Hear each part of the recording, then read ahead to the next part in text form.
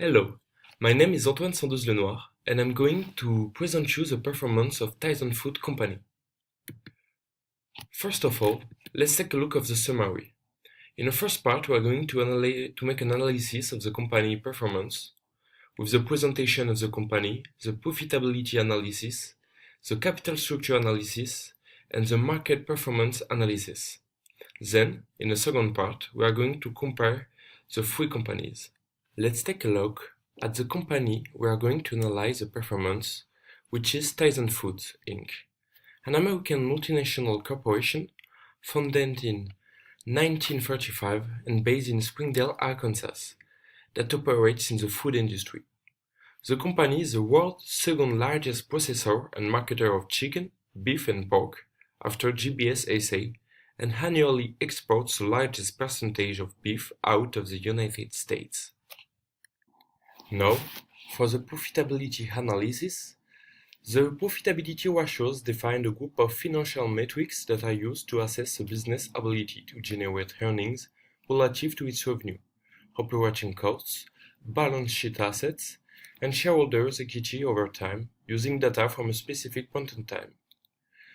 Among its ratios, one of the most significant is gross margin profit, which is a good indicator of a company's financial health and business model by revealing the amount of money remaining on sales after deducting the cost of goods sold. In the case of our company, it increased significantly by 79% between 2014 and 2018, from 7.18 to 12.8%. This means that the company has a better ability to pay its operating expenses to increase the efficiency in its core operations. Another ratio is the cost of goods sold, COGS, refers to the direct costs attributable to the production of goods sold in a business. For a company, this cost decreased slightly between 2014 and 2018, from 92.86 to 87.2%. This means that the company effectively manages its workforce and supplies in the production process. To finish, the final ratio is return on equity, which is measuring of financial performance calculated by dividing net income by shareholders' equity. In the case of our company, it has increased sharply in the last 4 years, from 11.45% to 25.91%. This means that the company's management is using the company's assets more and more effectively to create increased profits. Now, let's take a look at our second part of our analysis, the capital structure analysis. The capital structure is how a firm finances its overall operations and growth by using different sources of funds. One of the most significant ratios of the company's structural capital is the debt-to-equity ratio. It reflects the ability of equity to cover all outstanding debt in the event of a slowdown in activity. For Tyson Food, it rose from 0.85 to 0.62 between 2014 and 2018, which means that the company has less and less need to borrow to finance its activities. Moreover, the company does not therefore have a high debt to lenders, as this ratio is less than 1.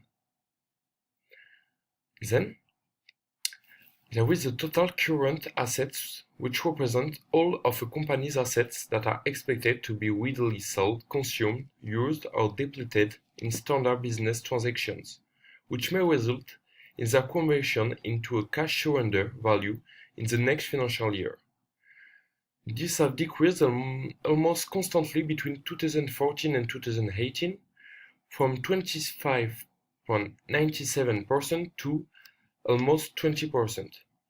Despite a slight increase between 2016 and 2017, this decrease is worrisome for the company since it causes a decrease in the financing of the company's daily activities and current operating expenses.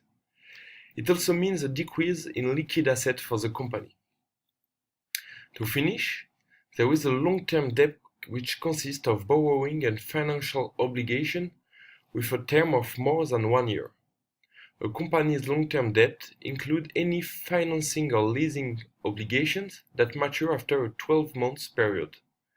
Between 2014 and 2018, the company's long-term debt decreased by 13%, which also contributed significantly to the improvement of the company's debt-equity ratio.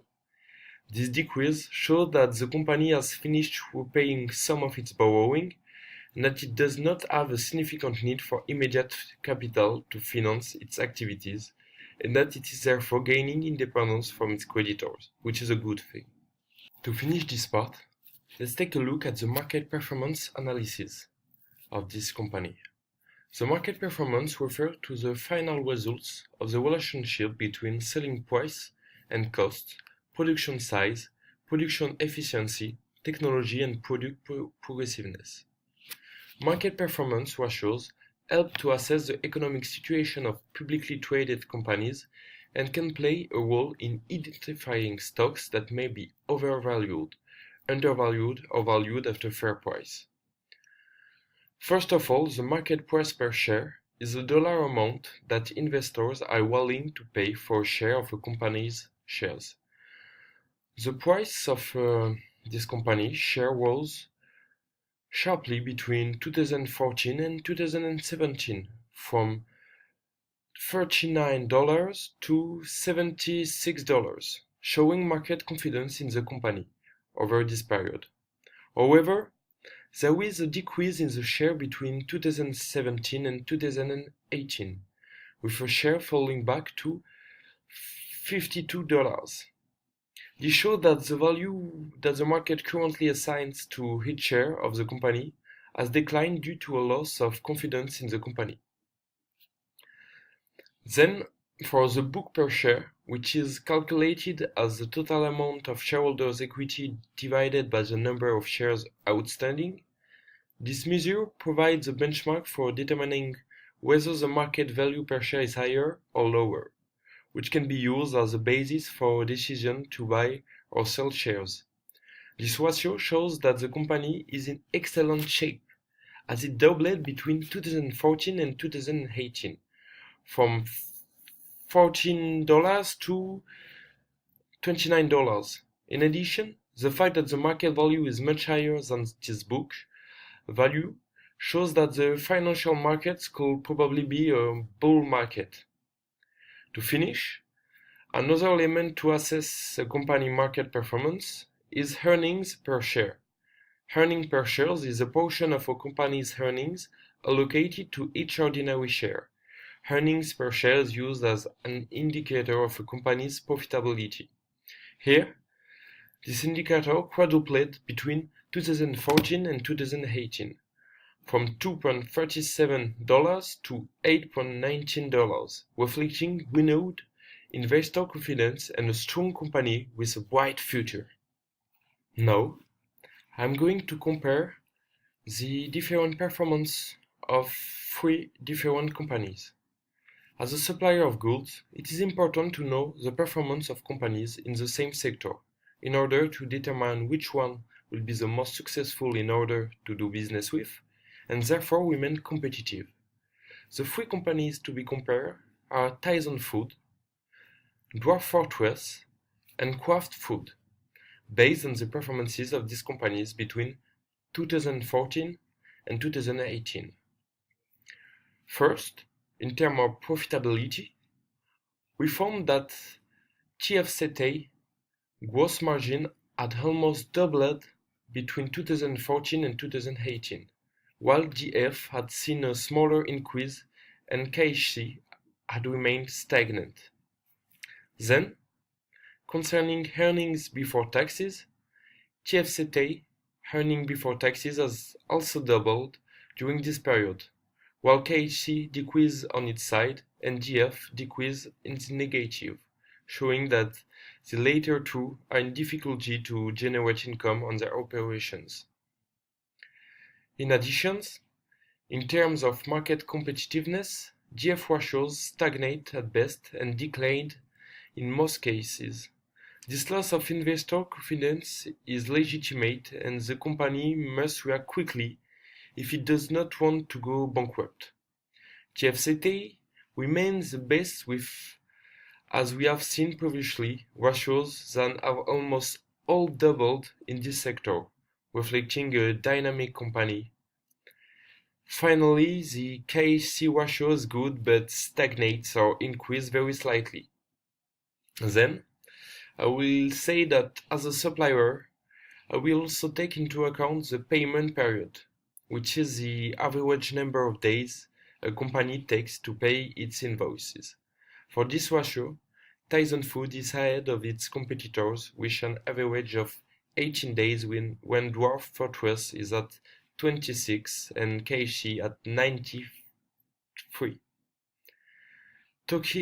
Taking all these elements into account, I will choose to work with Tyson Food, a company that has a larger and more stable business and pays its bills as quickly as possible. It is the most dynamic company and offers the best guarantees. Thank you for listening to my presentation. You can see my references right here. And goodbye.